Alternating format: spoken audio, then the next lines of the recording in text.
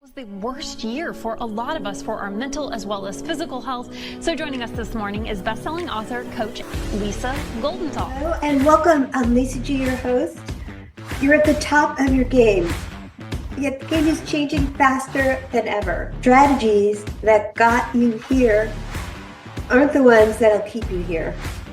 The pressure is relentless, and the fear of obsolescence looms large. That's why I'm here.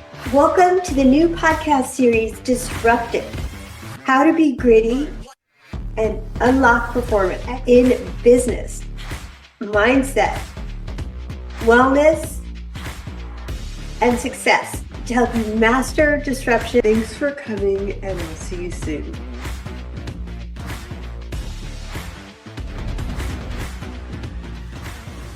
He grows leaders that grow leaders, transforms cultures, and connects people around the world. His proven methods often save others years due to his extensive experience and direct access to a global team of professional experts for nearly 30 years across 30 countries in international banking and wealth management at Citi, Barclays, Australian and New Zealand banking group. He has run large, high-growth business while serving as executive director on subsidiary boards.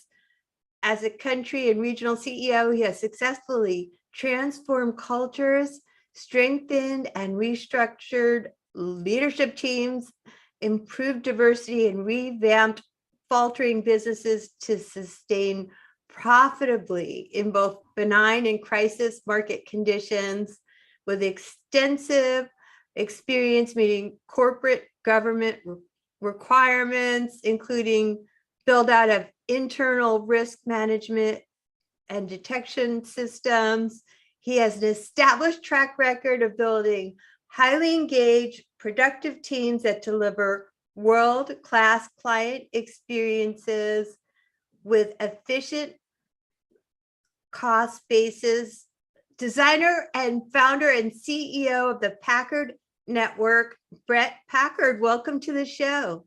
Oh, thank you for that kind introduction, Lisa. It's great to be here on your program. I'm really looking forward to having a chat with you. Me too. I'm so impressed with your background. It was like hard to get it all in there because you're so accomplished. And I want to talk about handling adversity because let's be honest, the last couple of years have been nothing but.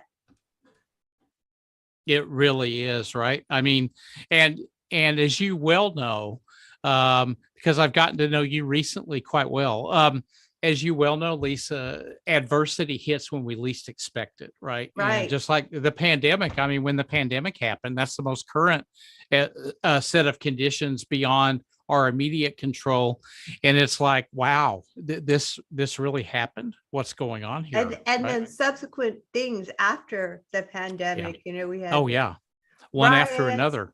We have this war thing going on now, and exactly, women's rights being taken away, and it goes on and on and on about, and it will continue. The one economy.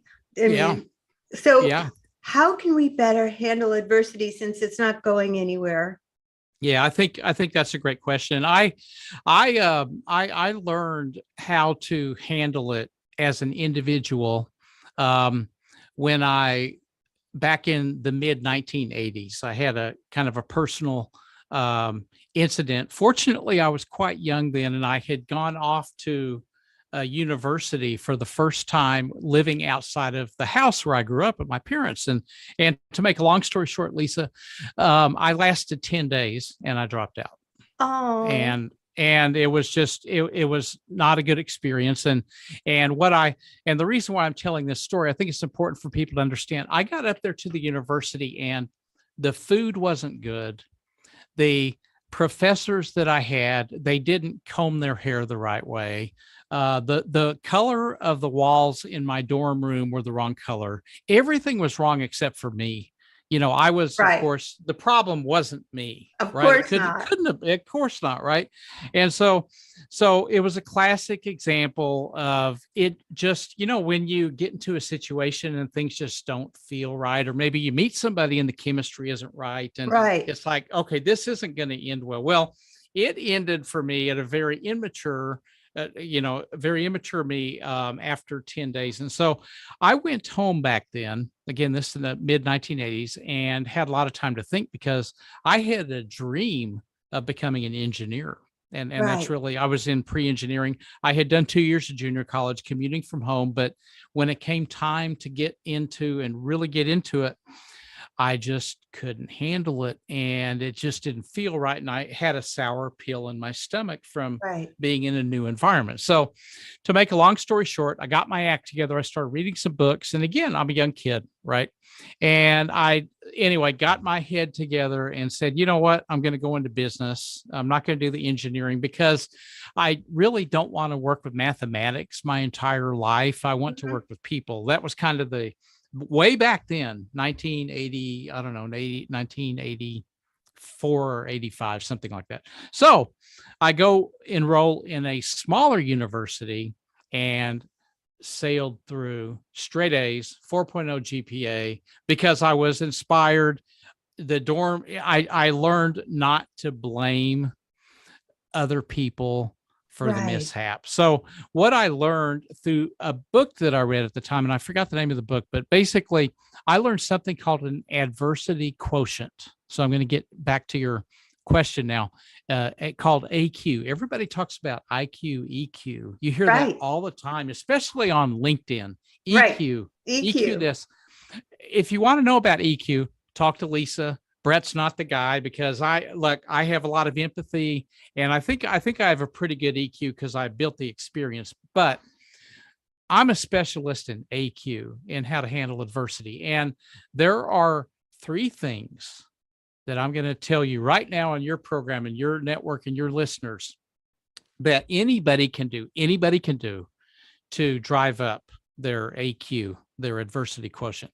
Number 1, don't do what Bret did back in the university. Don't blame other people for whatever's happening. So Right. if the pandemic happens, women's rights happens, whatever happens in the environment, don't blame other people.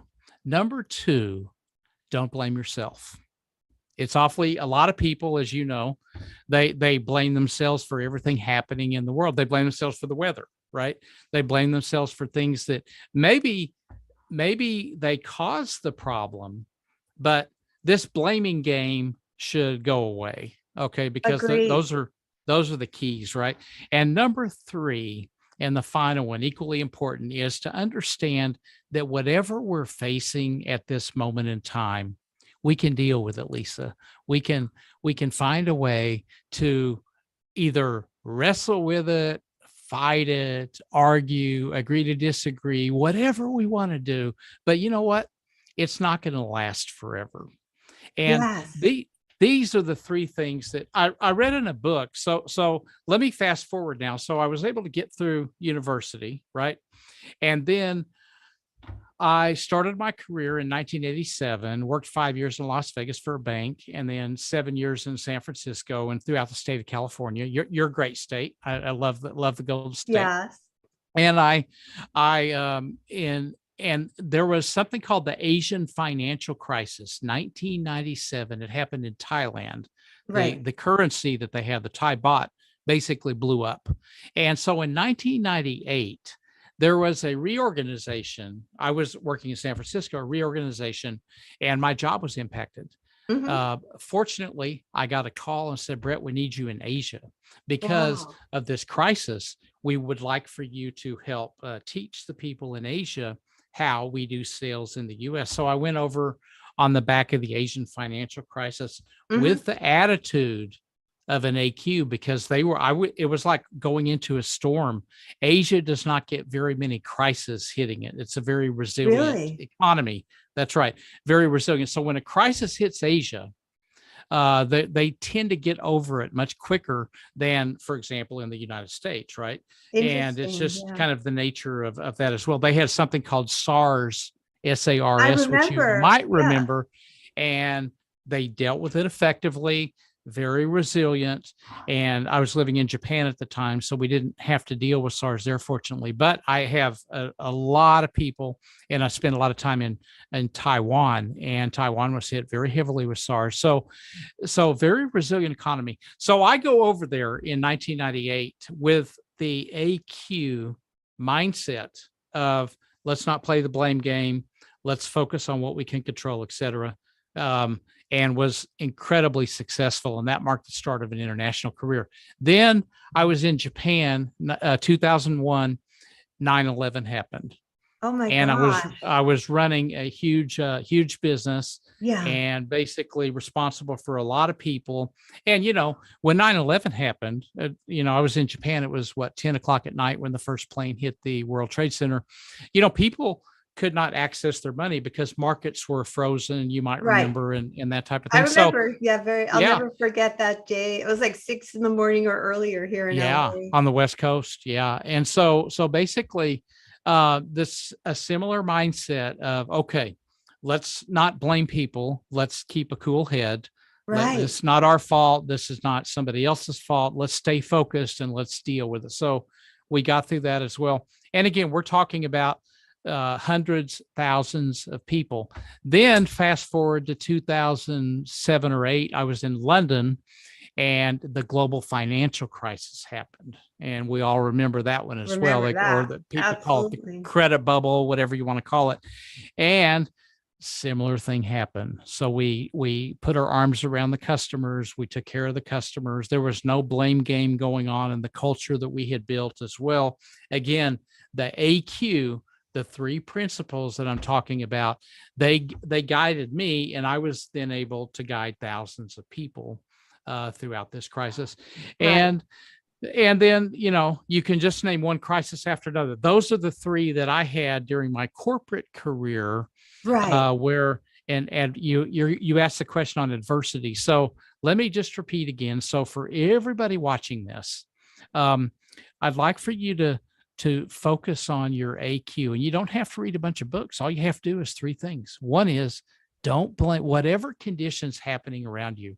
Don't blame yourself. Don't blame anybody else, because the blaming's not going to get you out of the crisis. And number 3, understand that you can deal with this. This thing is limited in scope and duration. Stay focused on what you do, and you'll get through it fine. That's my long-winded answer, backed by a proven track record of dealing with adversity with thousands of people, leading thousands of people, or an individual little kid in school that couldn't take moving out of home. That's my answer to your question, Lisa. Well, it's such a wonderful answer too, because there's never been a time when our mental health and physical health is at such a crisis right now. And I think a lot of it is because of the adversity we've never expected to handle. And there's never been a time where we need somebody who's an AQ expert like yourself. And I want to jump into another topic too, because I read that in your bio about growing leaders that grow leaders. So do you want to answer that one next? Sure, I'd be happy to. Yeah. It's a great topic, and one that a lot of organizations and companies, they have the HR department does something called succession planning, but it doesn't work really well. It doesn't. Okay. In a lot of places, right? And the reason it doesn't work well is that if you look at, let's say that a key person resigns, or key people resign. Right now, one of the things that's right now, the Great Resignation. Exactly. Okay. So if you want to scale it up and you want some data to back up what I'm talking about as being an issue, just read the paper and read about the Great Resignation. There are some problems here. Indeed. So basically, growing leaders that grow leaders, Lisa, is looking at, I spent a lot of time also living in Africa, specifically Southern Africa. And let me talk for a minute about a village. So let's say that you have, the way I view a leader is that a leader is responsible and accountable for making sure that the village not just survives, but they thrive. Okay. Right. And so that means that it's not just the people in the village and the workers, but it's also their families and their children. They have to eat, right? Right. So a leader that grows leaders, and what I focus on is helping teach people how to fish, not fishing for them. So I love it. Yeah. there's a lot of managers out there, and you need the management skills. So a lot of managers out there that will go catch fish for their people, put the food on the table, and then guess what? Tomorrow they'll go do the same thing. And a year from now, they'll do the same thing as well. So what I want to teach people to do Yes. is supply them with the fishing pole, the fishing line, the bait, and actually go with them side by side and catch fish with them until they learn the process, right? So that they can then catch fish, and then I can then go on and work with other people to teach them how to grow vegetables, for example, or do something else as a leader, so that I can plan for a flood, so that we can make sure that we're not going to get wiped away when the rains come, as an example. And a lot of organizations, I'll get out of the village analogy now, but a lot of organizations now, they do what they can to generate short-term profits, but they're not very good at building leaders for the future. So for example, very shortly, Lisa, as you know, Generation Z and the millennials, Generation Y, are going to comprise of the entire workforce, right? So how are people going to lead these people, which are very different? Generation Z is a lot like Generation X in some regards, and very unlike millennials. You've got millennials that teamwork is number one. Yeah. Generation Z is more of an individualistic, competitive type of approach. So leaders, and those are facts. So leaders need to understand these dynamics and understand, okay, how can I best connect the dots and, make sure that people are working together as a team, but yet I can fully create an environment and a culture where people will perform at their best. And so that's my answer to your question about leaders that grow leaders, is that how do you prepare leadership for the future and not just kind of get by managing day to day? Does that answer the question? Oh, absolutely. I mean, it's a more modern, inclusive type of leadership where you're not micromanaging people, but rather growing people, because with the Great Resignation, such a wonderful example of how we can't just have this one dictator in a company and a bunch of underlings, because those people aren't happy with that anymore. I have one quick question for you. In our, you mentioned all these other places that you've lived, and it's so exciting all around the world. How can we transform cultures? Yeah, that's a big one. It can be done. I've been able to do it before. I did it in Europe for the first time when I was in the UK, and then did it again in Zambia, and then did portions of it in countries like Zimbabwe, Botswana, Namibia, Tanzania, and these. So transforming a culture, first of all, you have to step back and take a look at, well, what is it? Right. What is a culture? And so I would liken it to a smartphone. Okay. So we got to get my we all got a smartphone here. And the feeling when you take this phone out of the box, when you first get it, it's a great feeling. You're excited. Oh yeah. What's the first thing you do, Lisa? Turn it on. Right. And exciting. you want to use it. Well, if you turn this phone on without activating it or putting a SIM card inside of it, okay, I don't care what you do, it's not going to make a phone call. So you've got to, so the software inside of it, the chip, the SIM card, whatever you want to call it, you've got to have that with the hardware. Right. And that's your ecosystem. That's the culture. So you got to have both so that they work together. And we have a lot of organizations right now with the Great Resignation and all this other stuff that does not have a good culture, where the people, so the software is not right. So you've got the hardware, you've got the people, you've got the the business, the profit line, you've got a strategy, you've got a plan, you've got all Right. this stuff. And then people say something's not working right because good people are quitting and they're Right. choosing to go. So what is wrong with this programming, the software inside of this beautiful phone? So how do you transform a culture? Well, one thing is to really understand, number one, how do people feel, Lisa? Yeah, Do that's so people, important. yeah. So but you can't, it's impossible to understand how people feel without knowing and asking them what Hmm. they need, what Right. they're going through. So I'll give you an example. Mothers with daycare responsibility. A lot of that changed during the pandemic. So employers that don't understand the economics of what a mother might be, whether they're single or married, what they might be going through Right. in terms of being able to cover the cost of daycare, for example. So Great maybe example. Yeah. yeah, and the stuff that worked in the 1980s, 1990s, 2000s, that's very different in the pandemic economy. Things have changed. People feel differently.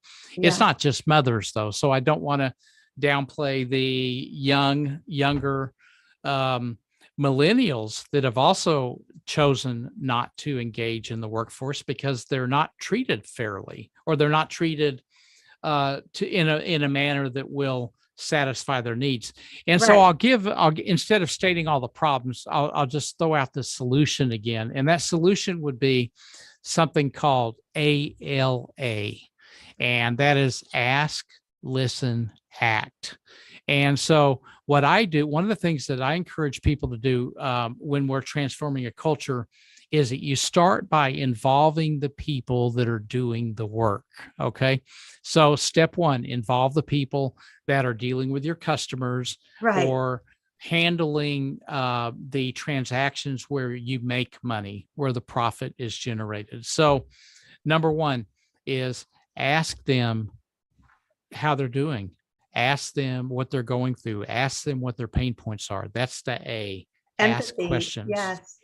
The empathy. This is where the EQ will come into play as Right. well. You've got to have it. It's part of this software inside the smartphone, right? That we talked about. Right. So number Ask. two, Yeah. listen. Listen. Very important. Now, a lot of people ask questions, and guess what? They don't really listen. Right. They just kind of ask for the sake of going through the I've done that. activity. Yeah. Like, So have how I. are you? So have I in Yeah. my younger years, before I understood a lot of this stuff that we're talking about. I did the same thing, guilty as charged, right? Right. So ask, carefully listen, take notes, really listen. And then number three is act, or to take action. So the way that ALA best works is to do it in that order. Mhm. Don't take action and then start asking and when you're wondering why it doesn't work. So ask, listen, and act. Right. And then I go back and I say, okay, I'm going to do this for you, the people, right, in the culture. I'm going to make What they this better want. for you.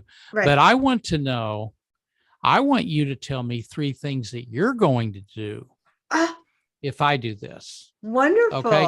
And let's make a deal. Okay. Deal. Let's make a deal here. And I'm going to do these things for you, but I want to know what you're going to do for me. You tell me what 3 things you're going to do, Lisa, and it can be any 3 things. And we need to agree on it, just like we're going to agree on what I'm going to do for you. And then let's make a deal here and let's work together and cultivate this new culture that we Yes. want to improve. I think firms, to sum up the answer to your question, if they do these things in today's economy, things like the Great Resignation, they'll actually benefit from it because they'll start to attract talent instead of the talent going out the back door. Well, you are such a wealth of Yeah. knowledge on modern leadership to solve today's problems. I know we met on LinkedIn, my favorite social media. Where can people find you, Bret Packard? Yeah, right there. LinkedIn's the best place. I mean, I'm on the other channels as well. I'm on Facebook, Instagram, Twitter, less prominent there. So the main part is find me on LinkedIn. it's not that hard to find me. So I'll just put it that way. Well, thanks, Bret Packard, Yeah. for being a great Sure. guest on Whole CEO with Lisa G.